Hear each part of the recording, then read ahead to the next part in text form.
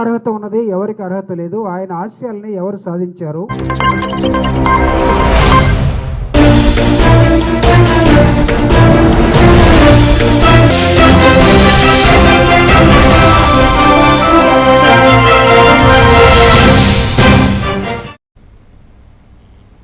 Welcome to A1 TV Telugu news. నేను పువన. Details చూద్దాం.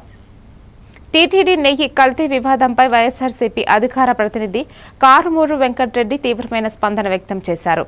బోలేబాబా డైరీని 2018లోనే చంద్రబాబు ప్రభుత్వం అనుమతులు ఇచ్చిందని గుర్తు చేశారు. అయితే సిట్ నివేదికలో 2024 ఆగస్టులో ఈ డైరీ సరఫరా చేసిన నెయ్యిలో కల్తీ బయటపడటం ఆందోళన కలిగించే విషయమని అన్నారు. అనుమతులు గత ప్రభుత్వ కాలంలో ఇచ్చిన నాణ్యత లోపాలు తర్వాతి సంవత్సరాల్లో వెలుగులోకి వచ్చాయని స్పష్టం చేశారు. ఇలాంటి పరిస్థితుల్లో ఇప్పుడు తప్పు ఎవరిది, బాధ్యత ఎవరిపై నెట్టాలో ప్రభుత్వం స్పష్టమైన సమాధానం ఇవ్వాలని కారుమూరు ప్రశ్నించారు. ఆగస్టులో మళ్ళీ అదే సప్లై చేశారు. Dated 26th June 2018 Chandrababu Naidu ముఖ్యమంత్రిగా 26th June 2018 ఇక్కడ as per procedure in work the technical team has inspected the plants. MS Harsh Fresh Dairy Products Private Limited Uttarakhand and MS Farmgate Agro Milch Private Limited New Delhi on 27/5/2018 and 28/5/2018 respectively and submitted the reports. ఇప్పుడు చెప్పండి, మరి బోలేబాబా డైరీది చంద్రబాబు నాయుడు గారు ముఖ్యమంత్రిగా ఉన్నప్పుడు ఆ బోలేబాబా డైరీకి సంబంధించి ఏదైతే పాలు సప్లై చేయడానికి టీటీడీకి అనుమతులు ఇచ్చింది ఆ బోలేబాబా. టీటీడీకి పాల ఉత్పత్తులు సరఫరా చేసేందుకు బోలేబాబాకు చెందిన Harsha fresh dairy private limited 2018లోనే సాంకేతిక అర్హత సాధించిందంటూ 26/6/2018 టీటీడీ బోర్డు చేసినటువంటి తీర్మానం కాపీ మీరు ఒకసారి చూస్తే అర్థమైంది. ఈ కాపీలు చూడండి, పేరు మార్చింది, అలానే ఈ కాపీలు. మరి బోలేబాబా డైరీ ఇప్పుడు సప్లై చేస్తే ఇది అసలు ఇంతకీ బోలేబాబా డైరీయా చంద్రబాబు? రాజాం నుంచి వైఎస్ఆర్సీపీ సమన్వయకర్త డాక్టర్ తలేర్ రాజేష్ మీడియాకు గట్టి వ్యాఖ్యలు చేశారు.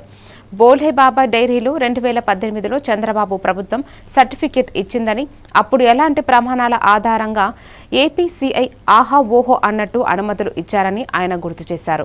2024 ఆగస్టులో టీటీడీకి సరఫరా అయిన నెయ్యిలో కల్తీ వెలుగులోకి రావడం అత్యంత తీవ్రమైన విషయమని వారు అన్నారు. పవిత్రమైన ఆలయాలకు సరఫరా చేసే ప్రసాద నెయ్యిలో ఇలాంటి లోపాలు రావడం భక్తుల విశ్వాసానికి బలహీనత కలిగిస్తున్నదని చెప్పారు.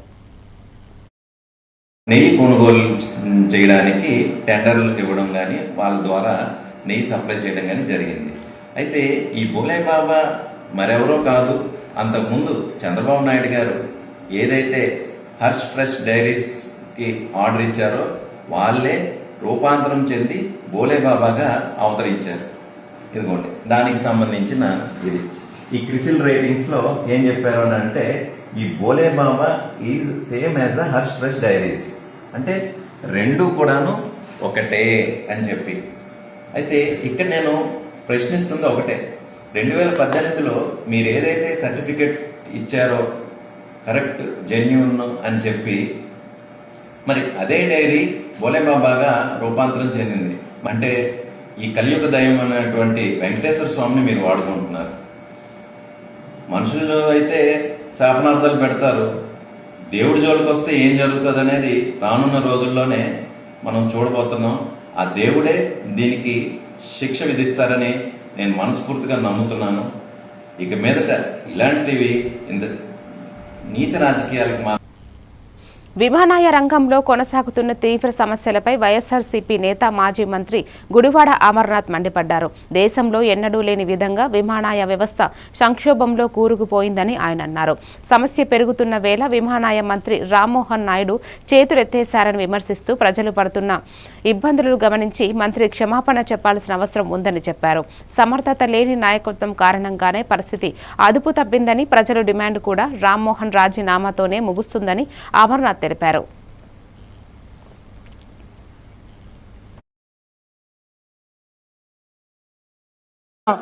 ఆఖరి చూపుల కోసం ఆ తండ్రిని చూడడానికి వెళ్ళడానికి కూడా అవకాశం లేనటువంటి పరిస్థితుల్లో ఒక ప్రయాణికుడు, పెళ్లి చేసుకున్నటువంటి ఇద్దరు భార్యాభర్తలు, వారు ఏదో ఒక ఊర్లో రిసెప్షన్ పెట్టుకుంటే చివరికి అతిథులందరూ వచ్చారు, భార్యాభర్తలు మాత్రం ఎయిర్పోర్ట్లో ఉండిపోయారు. ఆ రిసెప్షన్ లో పాల్గొనాల్సినటువంటి వారు ఆ ఇద్దరు భార్యాభర్తలను ఆశీర్వదించడానికి వచ్చినటువంటి ఆ గెస్టులందరూ కూడా అతిథులందరూ వచ్చారు.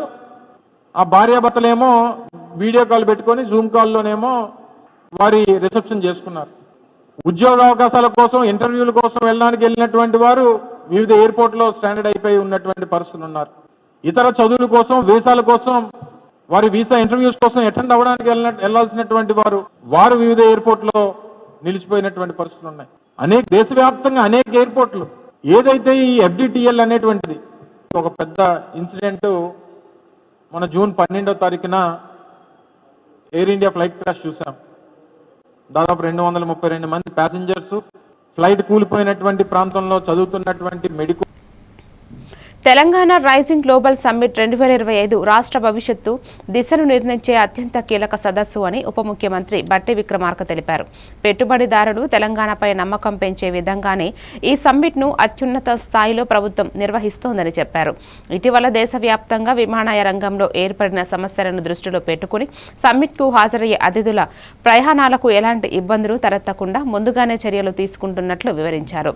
ఎయిర్లైన్ సమస్యలు త్వరలోనే సద్దుమణిగే అవకాశం ఉన్నప్పటికీ అవసరమైతే ప్రత్యామ్నాయ ఏర్పాట్లు కూడా చేస్తామని చెప్పారు. ప్రాబ్లం సాల్వ్ చేస్తున్నారని చెప్తున్నారు. దానికి కూడా ఆల్టర్నేటివ్ గా కూడా కొంత మెకానిజాన్ని రాష్ట్ర ప్రభుత్వం నుంచి ఏర్పాటు చేసుకోవడం కోసం కూడా ఆలోచన చేస్తా ఉన్నాం. ముఖ్యమైనటువంటి వ్యక్తులు దీనికి రావాల్సినటువంటి వాళ్ళు ఎవరికైనా ఎక్కడైనా ఇబ్బంది ఉంటే అవసరమైతే స్పెషల్ ఎయిర్ క్రాఫ్ట్ అని పెట్టి ముఖ్యమైన అతిథులు వచ్చి అడ్రస్ చేయడానికి కావాల్సిన వసతులు ఆల్టర్నేటివ్ మెజర్స్ కూడా తీసుకోవాలని ప్రయత్నం చేస్తున్నాం. కానీ అంత పరిస్థితి ఉత్పన్నం కాకపోవచ్చనే మేము అనుకుంటున్నాం. ఎందుకంటే ఇప్పటికే government of India civil aviation ministry వాళ్ళు భారత్ క్రికెట్ తారా విరాట్ కోహ్లీ ఈ రోజు సింహాద్రి అప్పన్న స్వామిని దర్శించుకోవడం దేవస్థానంలో ప్రత్యేక ఉత్సాహం నెలకొంది. ఆలయ అధికారులు కోహ్లీని ఘనంగా ఆహ్వానించి దర్శనం స్మూత్గా జరిగేలా అన్ని ఏర్పాట్లు స్వయంగా పర్యవేక్షించారు. స్వామివారిని దర్శించుకున్న అనంతరం అర్చకులు వేదాశీర్వచనం చేసి ఆయనకు ప్రత్యేక ఆశీస్సులు అందజేశారు. స్వామివారి చిత్రపటం తీర్థ ప్రసాదాలు కోహ్లీకి అందించారు. కోహ్లీని చూసేందుకు ఆలయ ప్రాంగణంలో భక్తులు అధిక సంఖ్యలో పాల్గొన్నారు. సాధారణ భక్తుడిలా స్వామివారి దర్శనం చేసుకోవడం చాలా ఆనందంగా అనిపించింది అని అక్కడి భక్తులు తెలిపారు.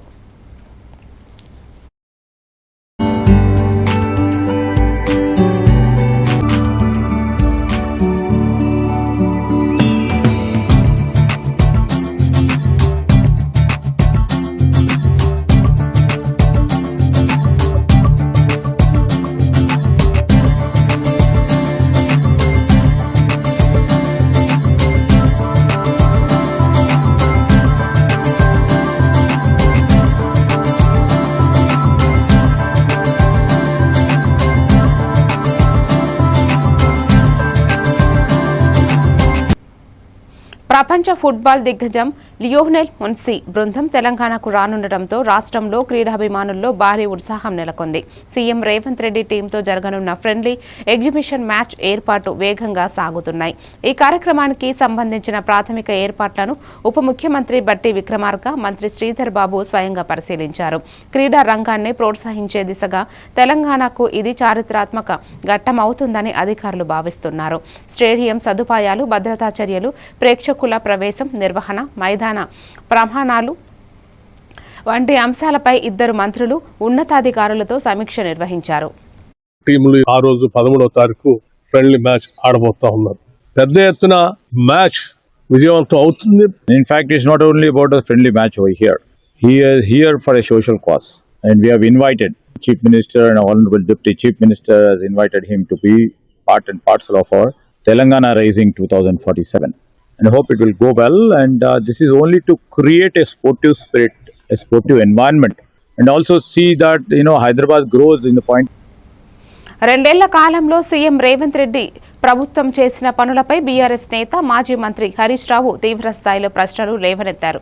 బీఆర్ఎస్ కేసీఆర్ పేర్లు తప్ప ప్రభుత్వానికి చెప్పుకునే అభివృద్ధి ఏదీ కనిపించడం లేదని ఆయన విమర్శించారు. రాష్ట్ర ప్రజలు ఆశించినది అభివృద్ధి, సంక్షేమం, స్పష్టమైన అమలు వైఖరినేనే కానీ ప్రభుత్వం మాత్రం రాజకీయ విమర్శలకే పరిమితమైందన్నారు. ఎన్నికల ముందు చేసిన హామీలను అమలు చేయక కేవలం మాటలతోనే మభ్యపెడుతున్నారని హరీష్ ఆరోపించారు. రైతుల అకౌంట్లో డబ్బులు పట్టాయని హైదరాబాద్ లో కూర్చొని మాట్లాడుతూ ఉన్నారు. నేను మాట్లాడుతున్నది మక్కల కొనుగోలు కేంద్రం దగ్గర రైతుల మధ్య నిలబడి మాట్లాడుతున్నాను. నువ్వు చీరలు కాదు కదా, నువ్వు ఏం చెప్పినావు అన్నాడు. నువ్వు ఇచ్చిన బాండ్ పేపర్ మీద, నీ గ్యారంటీ కార్డు మీద మహాలక్ష్మి ఇస్తా అని చెప్పినావు. ఇవాళకి 2 ఏళ్లు పూర్తయింది, అంటే 24 నెలలు. నెలకు 2,500 అంటే మహాలక్ష్మి కింద రాష్ట్రంలో ప్రతి అక్కకు చెల్లెకు 60,000 రూపాయలు బాకీ పడ్డవు రేవంత్ రెడ్డి. నువ్వు ఓటు అడగాలంటే ఈ 60,000 రూపాయలు ప్రతి అక్కకు చెల్లెకు ఇచ్చినాక ఓటు అడుగు. ఎందుకంటున్నా అంటే ఆనాడు మహాలక్ష్మి కింద బాండ్ పేపర్ ఇచ్చినావు, సంతకం పెట్టి. ఇవాళ బాండ్ పేపర్లు పంచి దాచుకోండి, నేను రాగానే ఇస్తాను. మరి ఈ 60,000 రూపాయలు ఇచ్చిన తర్వాతనే మహిళల ఓటు అడగాలి. కానీ నేను ఇందిరమ్మ చీరిచ్చిన ఓటేయమంటే అక్క చెల్లెళ్ళు నీకు తగిన గుణపాఠం చెప్తారు. నేను మహిళా మనులకు అక్క చెల్లెళ్ళకు కూడా కోరుతా ఉన్నా. ఒంగోలు క్వీస్ ఇంజనీరింగ్ కళాశాలలో ఈ నెల 8, 9 తేదీల్లో కేంద్ర విద్యాశాఖ ఆధ్వర్యంలో జరగనున్న 8వ స్మార్ట్ ఇండియా హ్యాక్థాన్కు ఏర్పాట్లు పూర్తి అయ్యాయి. రాష్ట్రంలో 3 కేంద్రాల్లో జరుగుతున్న హ్యాక్థాన్లో హార్డ్వేర్ విభాగానికి ఒంగోలు వేదికగా నిలవనుంది. దేశంలోని పలు రాష్ట్రాల నుంచి దాదాపు 20 బృందాలు పాల్గొననున్నట్లు కళాశాల చైర్మన్ కళ్యాణ చక్రవర్తి తెలిపారు. పాల్గొనే బృందాలు తమ ఆవిష్కరణలు, వినూత్న పరిష్కారాలను ప్రదర్శించనున్నాయని, ప్రతి సంవత్సరం నిర్వహించబడే ఈ కార్యక్రమం ప్రధాని మోదీ ప్రోత్సహిస్తున్న మేక్ ఇన్ ఇండియా భావనకు సంకేతమని ఆయన చెప్పారు. దేశం మొత్తం మీద 141,000 స్టూడెంట్ టీమ్స్ పార్టిసిపేట్ అయినాయి. దానికి గాను 1,316 టీమ్స్ ని సెలెక్ట్ చేయడం జరిగింది వివిధ స్క్రీనింగ్ ప్రాసెస్ ద్వారా. దాంట్లో 820 దాకా వికసిత భారత్ లో భాగంగా, సంకల్పంలో భాగంగా స్మార్ట్ ఇండియా హ్యాకథాన్ కండక్ట్ చేస్తున్నారు. Hackathon software version QIS college of engineering and technology జరుగుతుంది. మన స్టేట్ మొత్తం మీద ఒక 3 సెంటర్స్ లో జరుగుతుంది. నేషనల్ వైడ్ 60 సెంటర్స్ లో జరుగుతుంది. హ్యాకథాన్ ముఖ్య ఉద్దేశం దేశంలో ఉన్న టాలెంట్స్ అన్నింటినీ గుర్తించటం, తద్వారా ఏదైతే వికసిత భారత్ లో skill India, make in India సంకల్పాలు ఉన్నాయో వాటిని సాధించే దిశగా తీసుకెళ్లే ప్రయాణంలో ఈ గుర్తింపు జరుగుతుంది. ఇలా నెల్లూరు సిటీ నియోజకవర్గంలో VPR ఫౌండేషన్ ఆధ్వర్యంలో దివ్యాంగులకు ఎలక్ట్రిక్ ట్రైసైకిళ్ల పంపిణీ కార్యక్రమం హృదయాన్ని హత్తుకునేలా సాగింది. VPR కన్వెన్షన్ సెంటర్లో జరిగిన ఈ కార్యక్రమానికి ముఖ్య అతిథులుగా మంత్రి నారాయణ, ఎంపీ వేమిరెడ్డి ప్రభాకర్ రెడ్డి దంపతులు హాజరయ్యారు. జ్యోతి ప్రజ్వలనతో ప్రారంభమైన ఈ వేడుకల్లో దివ్యాంగుల సంక్షేమానికి ప్రభుత్వం తీసుకుంటున్న చర్యలను మంత్రి వివరించారు. ప్రతి వ్యక్తి సమాజంలో సమాన స్థానాన్ని పొందాలని, వారికి తోడ్పడటం అందరి బాధ్యత అని ఆయన చెప్పారు. 940 మందికి ట్రైసైకిల్స్ జరిపాయి. 940 మందికి 7 కాన్స్టిట్యున్సీలో. ఈ విధంగా అనేక కార్యక్రమాలు, టెంపుల్స్ సంబంధించి ఎన్నో టెంపుల్స్ యాక్చువల్ గా వాళ్ళు ఎంతో సహాయం చేశారు. అదే విధంగా వీరి ఫౌండేషన్ ద్వారా అనేక మందికి కంటి పరీక్షలు చేయించి వాళ్ళకి ఉచితంగా కళ్ళద్దాలు ఇవ్వటం. ప్రజలకు సేవ చేస్తాం, ప్రజల గుండెల్లో ఉండాలి.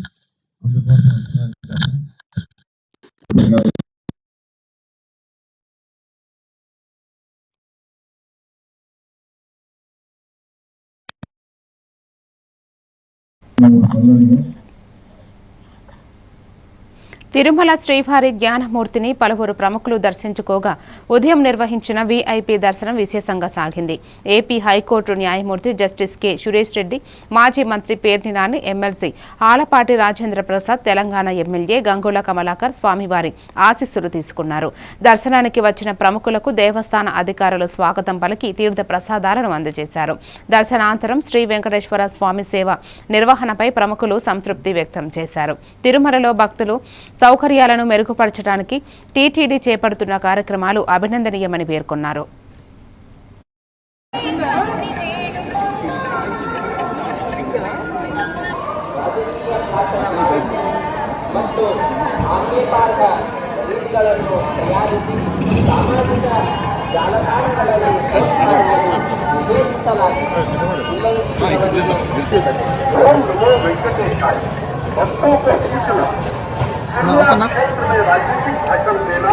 Making political speeches and creating objectionable reels and posting them on social media is legal action.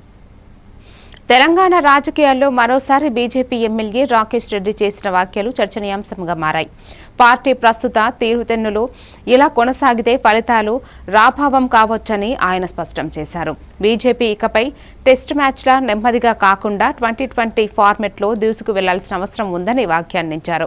రాష్ట్రంలో బీజేపీ జెండా ఎగరవేయాలంటే కఠిన నిర్ణయాలు తీసుకోవాలని ఆయన సూచించారు. ప్రజలకు చేరువయ్యే నాయకులను ముందుకు తీయడమే పార్టీ బలోపేతానికి కీలమని రాకేష్ రెడ్డి చెప్పారు. నిజంగా పోరాడగలిగే ప్రజల్లో గుర్తింపు ఉన్న వారిని పార్టీలోకి తీసుకోవడం అవసరమని అన్నారు. కాబట్టి ఇప్పుడున్న రాష్ట్ర నాయకత్వం అన్నా మీరు పెద్దలు ఎన్ని మ్యాచ్లు ఆడినామని కదా, మ్యాచ్ గెలిచినామా లేదా, ఈ మ్యాచ్లో ఉన్న ఫార్మాట్ మార్చండి, సరైన పోరాటం చేసే వాళ్ళని తీసుకోండి. ఎవడు బ్యాట్ కొడతాడు, ఎవడు సెంచరీ కొడతాడు, ఎవడు సిక్స్ కొడతాడు, వాళ్ళ సేవలు వాళ్ళ టాలెంట్ ఉపయోగించుకొని ఈ తెలంగాణలో ఉన్న 1980 మొదటి విజయం ఇచ్చి ఉయ్యాలూపిన ఊపిరి పోసిన భారతీయ జనతా పార్టీకి జీవం పోసి తెలంగాణ సెక్రటరీ మీద కాషాయ జెండా ఎగరాలని తెలంగాణ కార్యకర్తల మనస్ఫూర్తిగా కోరుకుంటూ మీకు సవినయం. కాంగ్రెస్ ప్రభుత్వం బీసీలను పూర్తిగా మోసం చేసిందని బీజేపీ ఎంపీ డీకే అరుణ తీవ్ర స్థాయిలో విమర్శలు చేశారు. ఎన్నికల ముందు ఇచ్చిన హామీలను మర్చి ఇప్పుడు విజయోత్సవాలు చేసుకోవడం ఎలా న్యాయమని ఆమె ప్రశ్నించారు.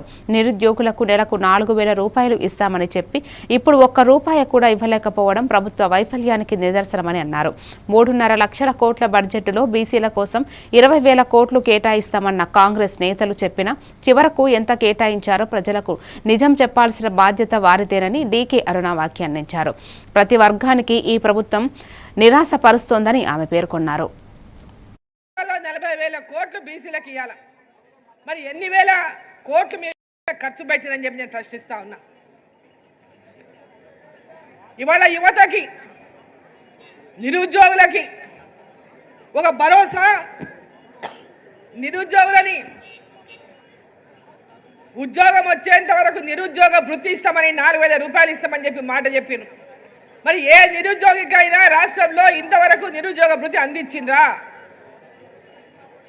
ఇట్లా అన్ని మాటలు తప్పి అన్ని మోసాలు చేసి అధికారంలోకి వచ్చి ఈరోజు హిల్టన్ చెప్పి కొత్త పాలసీని తీసుకొచ్చిండ్రు. హైదరాబాద్లో ఉన్నటువంటి ఇండస్ట్రియల్ భూములను ట్రాన్స్ఫర్మేషన్ చేస్తూ లక్షల కోట్లు మీ జేబులను ఏ విధంగా నింపుకోవాలో ఆ నింపుకోవడం కోసమే హిల్ట్ అనేటటువంటి పాలసీని తీసుకొచ్చిండ్రు. ఎన్నికలలో బీసీలను వాడుకున్నారు, స్థానిక సంస్థల్లో వాడుకోవడానికి ఒక నాటకం చేసిండ్రు, డ్రామా చేసిండ్రు. బీసీలను మోసం చేసినటువంటి మీకు ఈరోజు తెలంగాణలో మరిన్ని డీటెయిల్స్తో మళ్ళీ కలుద్దాం. Keep watching A1 TV Telugu news.